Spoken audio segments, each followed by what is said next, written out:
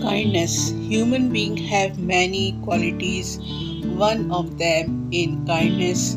Any human who does not have mercy in the same way, a person cannot be kept in the category of human. Kindness increases love for each other. Kindness is the quality of any human being who has good feelings for another and is concerned.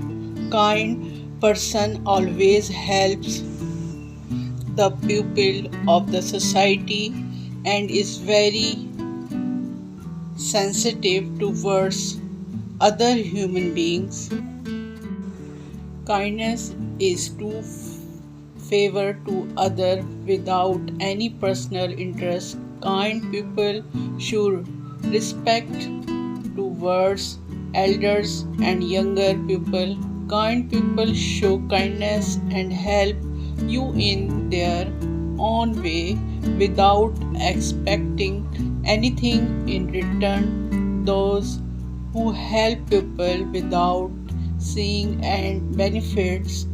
Kind people are considered superior. Kindness is a great quality